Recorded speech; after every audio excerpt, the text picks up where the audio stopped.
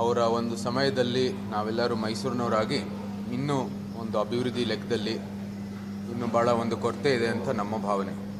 ನಮ್ಮ ಏರ್ಪೋರ್ಟ್ ವಿಚಾರ ಇರ್ಬೋದು, ಶಿವಮೊಗ್ಗ ನೋಡಿ, ಹುಬ್ಳಿ ನೋಡಿ, ಬೆಳಗಾಂ ನೋಡಿ, ಮಂಗಳೂರು ನೋಡಿ, ಇವತ್ತು ಕಲ್ಯಾಣ ಕರ್ನಾಟಕ ಕಡೆಯೂ ಕೂಡ ಏರ್ಪೋರ್ಟ್ಗಳು ಅಭಿವೃದ್ಧಿ ಆಗ್ತಾಯಿದೆ. ಮೈಸೂರಿನಲ್ಲಿ ನಮ್ಮ ತಾತನವರೇ ಕೊಟ್ಟಿರ್ತಕ್ಕಂಥ ಜಮೀನು, ಅವ್ರದ್ದೇ ಆದಂಥ ಏರ್ಪೋರ್ಟು, ಇವತ್ತುವರೆಗೂ ಅದು ರನ್ವೇ ಟಾರಿಂಗ್ ಮಾಡಿ ಒಂದು ಟರ್ಮಿನಲ್ ಮಾಡೋದು ಹೊರತು ಇನ್ನೇನು ಕೆಲಸಗಳು ಆಗಿಲ್ಲ.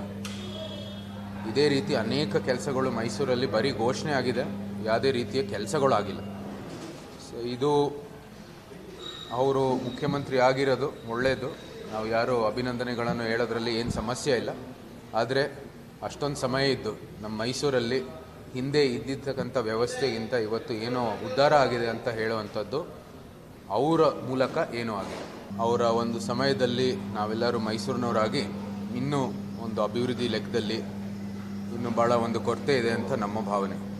ನಮ್ಮ ಏರ್ಪೋರ್ಟ್ ವಿಚಾರ ಇರ್ಬೋದು, ಶಿವಮೊಗ್ಗ ನೋಡಿ, ಹುಬ್ಳಿ ನೋಡಿ, ಬೆಳಗಾಂ ನೋಡಿ, ಮಂಗಳೂರು ನೋಡಿ, ಇವತ್ತು ಕಲ್ಯಾಣ ಕರ್ನಾಟಕ ಕಡೆಯೂ ಕೂಡ ಏರ್ಪೋರ್ಟ್ಗಳು ಅಭಿವೃದ್ಧಿ ಆಗ್ತಾಯಿದೆ. ಮೈಸೂರಿನಲ್ಲಿ ನಮ್ಮ ತಾತನವರೇ ಕೊಟ್ಟಿರ್ತಕ್ಕಂಥ ಜಮೀನು, ಅವ್ರದ್ದೇ ಆದಂಥ ಏರ್ಪೋರ್ಟು, ಇವತ್ತುವರೆಗೂ ಅದು ರನ್ವೇ ಟಾರಿಂಗ್ ಮಾಡಿ ಒಂದು ಟರ್ಮಿನಲ್ ಮಾಡೋದು ಹೊರತು ಇನ್ನೇನು ಕೆಲಸಗಳು ಆಗಿಲ್ಲ.